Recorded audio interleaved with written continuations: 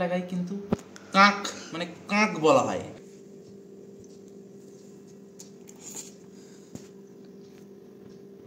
Hello guys, আসসালামু আলাইকুম। আশা করি তোমরা সকলে ভালো আছো। আমি রাকিব আছি তোমাদের সাথে। তো শীতের মধ্যে ভাপা পিঠা না খেলেই নয়। তো আজকে চাচ্ছিলাম একটু নিজে ভাপা পিঠা বানাবো এবং কেমন লাগবে টেস্ট করব। কোনোদিন ভাপা পিঠা একা একাই করিনি, তো আশা করি ভালোই হবে, তাও চেষ্টা করব। তো ভাপা পিঠা বানানোর জন্য প্রথমেই আমাদের আটাটাকে প্রসেসিং করে নিতে হবে। নতুন চালের আটা দিয়ে ভাপা পিঠা খেতে খুব মজা লাগে, তাই বছরের নতুন আটা দিয়ে আমরা করছি ভাপা পিঠা। তো এখন লবণটা দিয়ে দিচ্ছি পরিমাণ মতো। ভাপা পিঠা বানাতে তেমন কিছু উপকরণ প্রয়োজন নেই, শুধু পরিমাণ মতো লবণ দিতে হবে। আর পানিটার বিষয়ে খুব সতর্ক থাকতে হবে। পানি বেশি দিলে কিন্তু ভাপা পিঠাটা একটু ফ্লপি ফ্লপি হয় না, কারণ পানি যদি আমি দিই কম বেশি হয়ে যাবে, ভাপাটা সেরকম সুন্দর হবে না। তাই অভিজ্ঞ লোকের পরামর্শ নেওয়া খুব দরকার।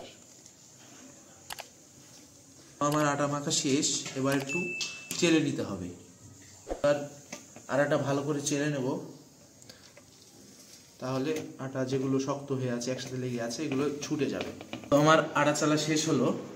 তো আজকে আমরা প্রেসার বাড়িতে ভাপা বানাবো। তো প্রেসার বাড়িতে ভাপা বানানোর জন্য প্রথমেই লাগবে এটা। তার আগে এটাকে আমাদের এলাকায় কিন্তু কাক মানে কাক বলা হয়, নাকের ভিতর দিয়ে উচ্চারণটা করতে হয়। যাই হোক, দোকানে গিয়ে কাক না বললে আপনাকে এটা দিবে না। আর আপনাদের এলাকায় কে কি বলেন তা অবশ্যই কমেন্টে জানাবেন, তাহলে আমি আরেকটার নাম জানতে পারবো।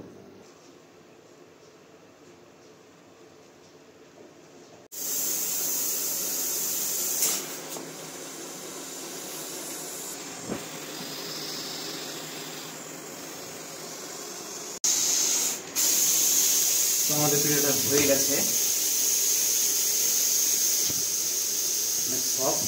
এখানে ডুবিয়ে বিসমিল্লাহ। ভালো হয়েছে, বেগুনের তরকারিটা খুব বেস্ট।